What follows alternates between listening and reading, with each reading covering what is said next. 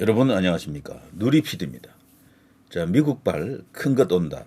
그 미국발이라고 하는 것은 트럼프 대통령을 말하는데요. 정말 큰 것 이제 올 수도 있겠죠. 큰 것은 있거든요, 분명히. 트럼프가 결심만 하면 분명히 옵니다. 그야말로 학수고대하고 있는 우리 이제 대한민국 안에서 보면 애국 우파, 자유보수 이쪽 진영에서 그야말로 트럼프의 거대한 한 방이 오기를 기다리고 있었잖아요. 그 중에 가장 컸던 게 스카이데일리의 그 엄청난 어떤 이슈, 중국인 해커 간첩 99 그것 말이죠. 자, 그게 이제 요즘은 언급이 잘 안 되고 있죠. 그리고 트럼프가 이제 취임 후에 본격적으로 어떤 일을 하고 있는 것은 지금 드러나고 있습니다. 근데 주로 언급되는 것은 트럼프는 전부 미국의 국익과 관련된 뭐 그런 일에 그야말로 엄청난 파워 그리고 기민한 행보를 보여주고 있습니다. 파나마 운하를 중국으로부터 다시 찾아왔죠. 뺏었다 해도 과언이 아닙니다. 사실상 중국의 통제권에 있었는데요. 통제 속에 있었거든요. 그 파나마 운하가 그걸 덕달같이 그냥 미국이 다시 가져가 버렸습니다.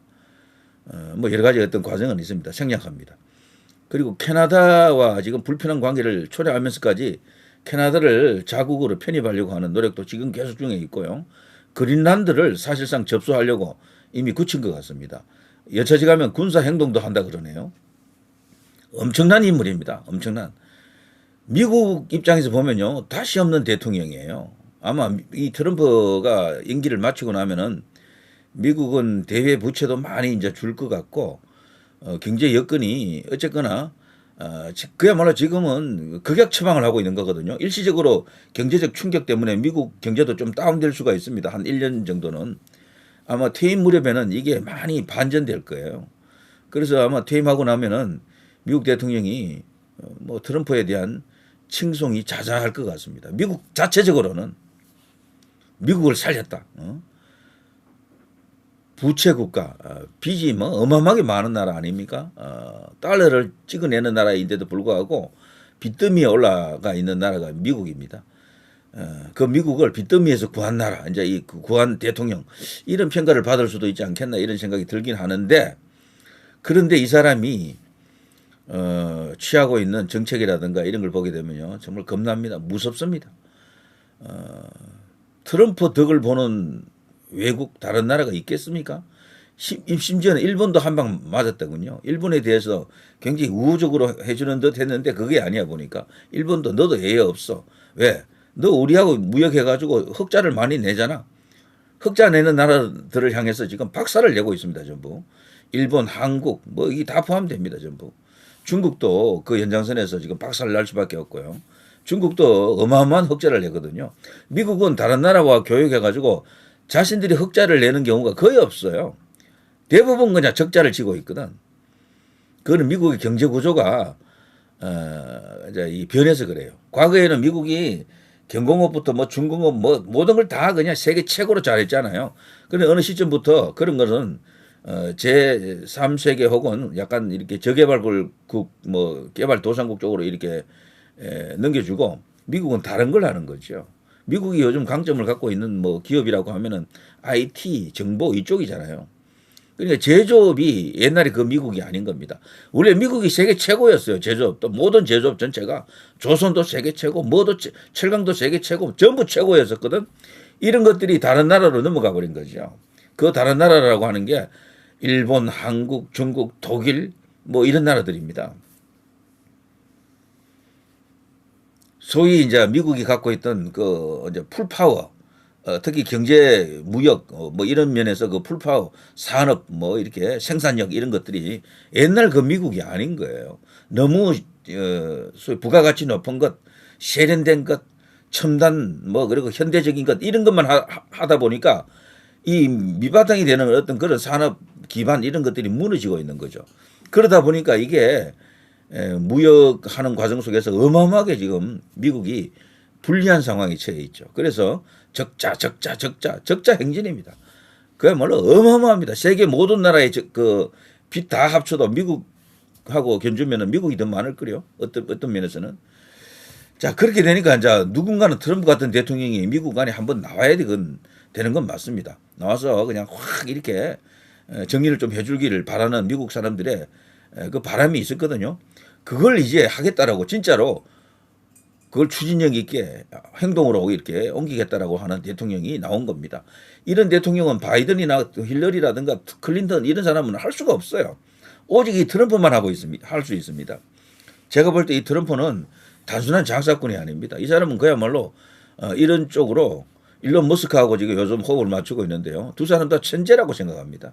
이런 사업 수완 그리고 이런 그 추진력 그리고 또 목적이 있으면 그 목적을 이행해 나가는 달성해 나가는 그런 수완 기법 뭐 능력 이런 것들이 거의 최상위 클래스다 그렇게 보거든요. 다만 자 여기서 그거는 미국의 이야기고 트럼프의 이야기고 우리는 어떠냐는 겁니다. 우리는 아직도 트럼프를 구세주로 그야말로 엄청난 어떤 큰 것을 갖고 오는 그런 사람으로 보고 있는 우파 일각이 있죠.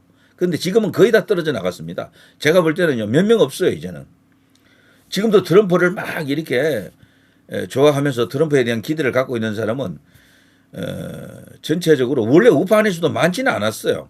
한 뭐 우파에 대한민국 우파의 한 20, 30% 정도였는데 거기서 또 이렇게 떨어져 나가서 지금은 그야말로 10% 정도 남아 있는 것 같습니다. 다만 이 10%가 우파 유튜브를 많이 보고 있죠. 그것뿐입니다. 근데 일반적으로는 다 떨어져 나갔어요. 전부 트럼프를 적대합니다. 싫어합니다. 그런 상황이 왔죠. 특히나 미국발 큰 거 돈다 이게 안 오니까 이제 더더욱 이제 트럼프에 대해서 멀어지는. 그래서 제가 트럼프 이야기를 하기 위해 가지고 포털에다가 트럼프라는 단어를 갖고 여러 가지로 검색을 해봤는데요. 자 여기는요 트럼프 단순한 트럼프입니다. 트럼프라고 검색을 해보니까 이런 게 나오네요. 속보 트럼프 김정은과 관계 좋다. 자, 곧 이제 김정은을 만나겠다라고 하는 것 같아요. 어느 시점에 뭔가 하겠다. 옛날에 하려다가 못한 것. 그때 자기가 생각해 놓은 것이 있는데 그걸 이제 구현하겠다라고 합니다. 그게 뭔가 하면요. 이 사람이 갖고 있는 생각은 굉장히 파격적입니다. 뭐 믿거나 말거나 하지만 주한미군을 빼서 북한에 진주시킨다, 주둔시킨다라는 그런 충격적인 계획까지 들어가 있다 그래요. 사실 무역적으로 경제적으로는 이익이 없어요. 북한에 대해서. 거기 뭐 미국이 북한에 대해서 갖고 올 게 뭐가 있습니까? 뭐 부존 자원이 좀 있긴 해도 히토류도 거기도 많이 있다고 하긴 합니다. 근데 그런 것 때문은 아니거든. 여기 북한하고 관계는 전부 이제 중국과 관계, 러시아와 관계 이런 것을 고려해서 뭐 외교 안보, 군사적인 어떤 그런 목적이죠. 아무튼 그런 이야기까지 이제 또 도는 상황이고요. 김정은하고 만나서 뭐 하겠습니까? 김정은한테는 이제 이게 오픈을 시켜주겠죠. 지금 유엔 주도, 특히 유엔 주도라고는 해도 미국이 주도하는 거죠. 대북 지금 경제 제재가 지금 봉쇄 정책을 지금 펼치고 있잖아요. 그걸 풀어달라 그러겠죠. 그러면서 미국으로부터 뭔가 이렇게 지원을 이제 바랄 겁니다. 미국은 당연히 이제 그 핵에 대해서도 언급을 합니다만 핵을 이제 폐기하는 쪽으로는 안 가요. 왜 그런가 하면은 트럼프는 이미 북을 핵 보유국으로 인정해버리고 있기 때문에 그거 되지도 않아 이제는. 그러니까 우리가 기대했던 트럼프면은 북한의 핵을 없애줄 수 있을 것이다. 폐기할 수 있을 것이다라는 기대도 이제 사라졌다라고 봐야죠. 자, 핀란드 대통령 트럼프 푸틴 휴전 불응에 짜증 불만 내고 있다. 푸틴에게 대해서도 지금 칼을 뽑겠다라고 지금 외신은 지금 보고 있더라고요. 푸틴은 또 푸틴 나름의 또 노림수가 있잖아요. 이 두 사람이 과연 충돌을 할 것인지 이것도 관건이고요. 트럼프 김정은과 관계 좋다. 어느 시점에 뭔가 한다. 4월 2일 국가별 상호 관세 발표 예외 없어. 여기에는 그 어떤 나라에 대해서도 우호적이지 않다. 특히나 미국에 대해서 흑자 내는 나라들은 전부 박살 난다라고 보면 됩니다. 그것 때문에요. 유럽도 전부 지금 뭐 발칵, 뭐 일본 발칵, 뭐 중국도 발칵, 한국도 발칵입니다. 지금 상호 관세라고는 합니다만 전부 트럼프의 입장 일방적인 독주죠, 독주. 이렇게 되면 미국에도 불리하다라는 그런 여론도 많습니다. 미국 트럼프가 근데 이걸 모르겠습니까? 한 1년 정도는 참겠다라는 거죠. 자, 미국 엔비디아 트럼프 상호 관세 앞두고 4% 폭락, 테슬라는 5% 폭락. 이런 식입니다. 트럼프 미국 공격으로 후티 말살. 예멘 그 상황을 끝내려고 지금 하는 것 같은데 과연 가능할지 엄청난 지금 폭격을 하고 있다 그러더라고요. 미국이. 자, 예멘의 그 후티 반군들, 이 후티 반군은 이제 이란의 지원을 받는 그 반정부 조직이죠. 여기에 대해서 이번에 끝장을 보려고 하는 것 같습니다. 자, 통상 질서 리셋, 트럼프 관세 폭풍 온다. 김동연 피해 기업에 500억 지원, 차 업계와 트럼프발 관세 대응, 뭐 등등등. 쭉 보시면 알겠습니다만, 사실 이렇게 산뜻한 뉴스, 반가운 뉴스는 거의 없습니다. 트럼프로 인해서요, 거대한 회오리 바람이 불고 있다라는 그런 느낌이 들 정도죠. 또 계속 가봅니다. 자, 트럼프 부정선거를 제가 검색해 봤습니다. 미국발 큰 것 온다라고 하면 전부 이 부정선거 이슈잖아요. Stop the steal. 이거 하나로 우리 같이 행동합시다. 같이 부정선거 척결합시다. 이거잖아요. 트럼프 자기 안 찍을 듯한 사람들 투표율 낮추려 선거제 개편 추진 중에 있다. 문정인 윤석열 복귀 트럼프 이시바가 상대해 주겠나? 이런 식으로 또 선소리를 하네요. 문정인 아시죠? 문재인의 멘토였죠. 트럼프 부정선거 주장하며 행정명령 수백만 명 투표 못하나 트럼프 부정선거 주장하며 쿠데타 기도 브라질 보우 소나로 재판받는다. 요거는 이제 트럼프 이야기가 아니고 저기 브라질 이야기네요. 무소불위 트럼프 판사 말도 무시 답변 요구도 거부 행정권 남용. 자, 쭉 보면 알겠습니다만 트럼프가 부정선거 때문에 미국 안에서 뭔가 하는 것은 있죠. 그렇지만 우리가 원래 기대했던 것처럼요 폭풍처럼 막 휘몰아치는 부정선거 그 관련자들을 색출해 가지고 사법 처리하는 그런 단계를 우리가 지금 보고 싶었잖아요. 근데 지금 미국 현지 분위기로 봐서는 그렇게까지 가기는 어렵다라고 보는 것 같아요. 그냥 제도적으로 뭔가 보완을 해가지고 부정선거가 일어나기 어렵게 어떤 장치를 이렇게 만든다. 이런 정도로 이렇게 보는 게 더 현실적이다라고 하더라고요. 그래서 뭔가 하긴 하는데 이거는 우리가 원래 기대했던 그 수준까지는 아니다. 그야말로 그냥 복수 활극을 보고 싶었는데 그 정도 수준은 아니다라는 거죠. 때문에 이런 트럼프가 한국 부정선거에 대해서 무슨 역할을 해줄 것인가에 대해서 보면은 글쎄요 기대치가 계속해서 낮아지고 있다라고 보는 것이 합리적이죠, 현실적이죠. 자, 이번에는 트럼프 한국을 검색해봤습니다.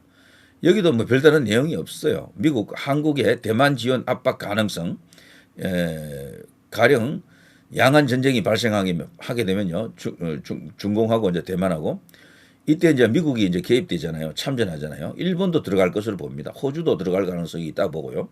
이 당시 한국은 참전 안 할 것으로 보는 그런 견해가 많아요.